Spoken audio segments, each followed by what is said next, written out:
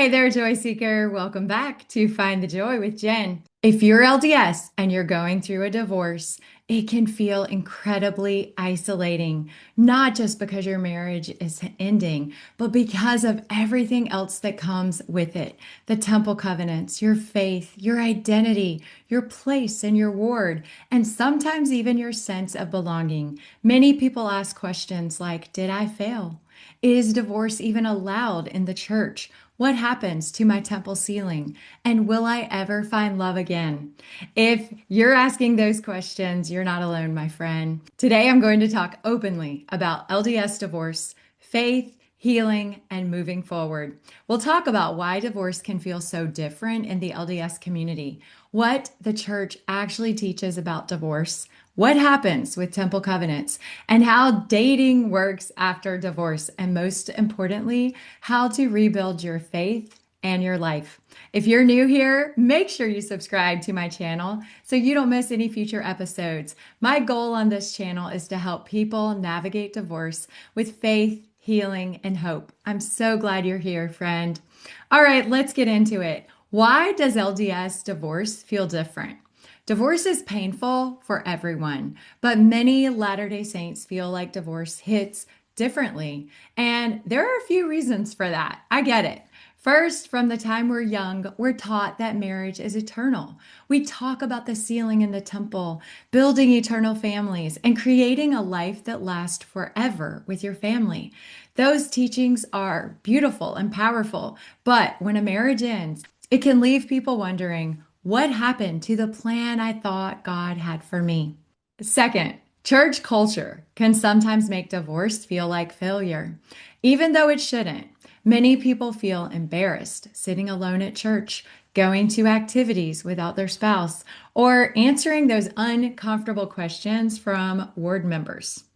Third, divorce often creates a spiritual crisis, not because people want to lose their faith, but because they're trying to reconcile what they believed about marriage with what actually happened in their lives.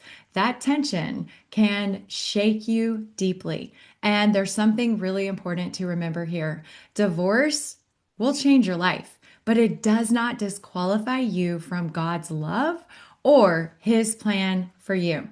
So, first, is divorce allowed in the church? This is one of the most common questions people ask. Some people assume divorce is forbidden in the Church of Jesus Christ of Latter-day Saints, but that's not actually true. Church leaders consistently teach that marriage should be honored and protected whenever possible, but they also recognize that sometimes marriage becomes harmful, unsafe, and simply cannot continue. Divorce is not ideal, but it is sometimes necessary. The church handbook acknowledges that divorce may occur for reasons such as abuse, infidelity, addiction, or even the long-term breakdown of a relationship. And when divorce happens, members are not punished or pushed out of the church in any way. They are encouraged to continue participating, worshiping, and moving forward in faith. Divorce does not cancel your relationship with God, and it certainly does not mean your life is over. Let's talk about temple covenants after divorce. This is another question that so many people wrestle with. What happens to my temple covenants after divorce? This is where things can feel really confusing. When a couple divorces civilly, the temple ceiling is not automatically canceled. That ceiling technically remains in place unless a ceiling cancellation or a ceiling clearance is requested through priesthood leadership. For many people, this raises a lot of emotional questions, and I get it. Some people want their ceiling canceled immediately. Others feel unsure about what to do. Sometimes people choose to leave that ceiling in place and trust that God will sort things out in the eternities.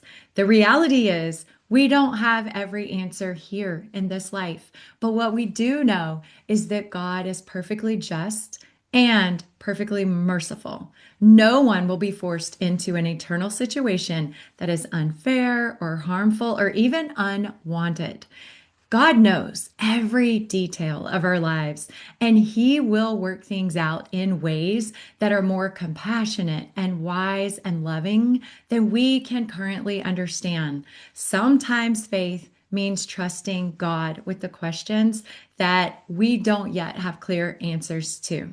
So now let's talk about something that many divorced Latter-day Saints quietly worry about: dating after divorce.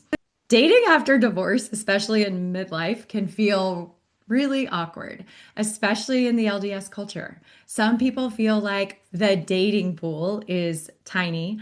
Others feel nervous about judgment from ward members. Many people simply wonder, will anyone want to marry someone who's already been divorced?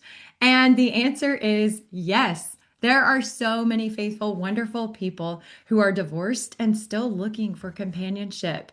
But here's the important part: dating right after divorce usually is not the best step. Healing is most important right after your divorce.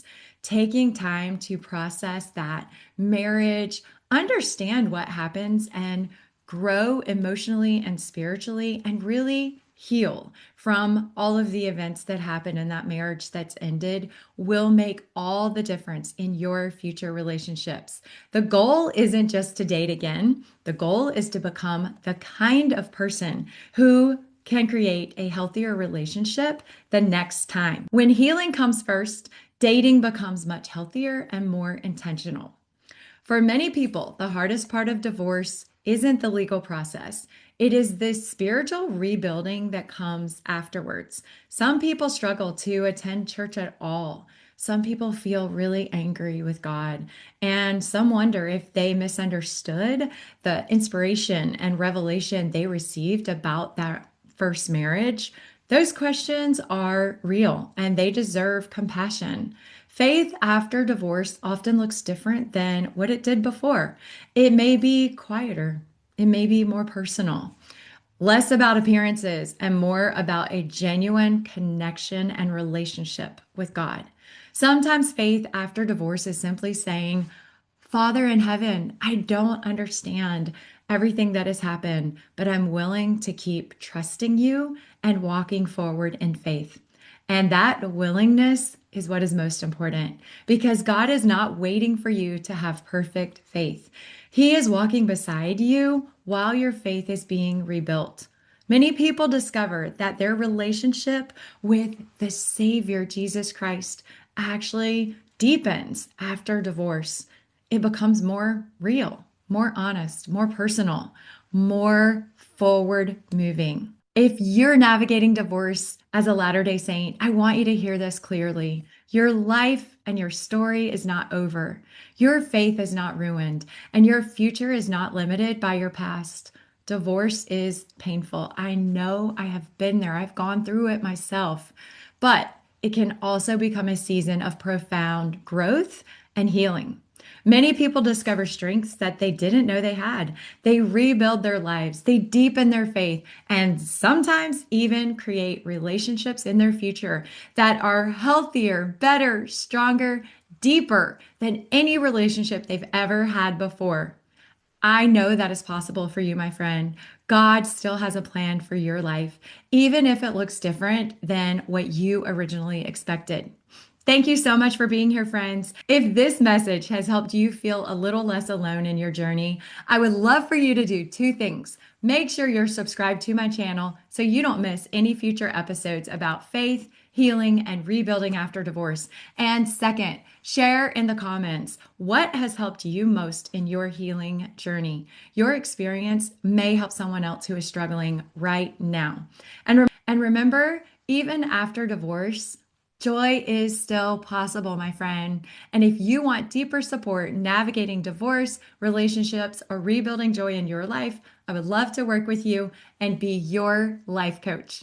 Thanks for being here, Joy Seekers. Keep seeking joy. I will see you next time. Bye, y'all.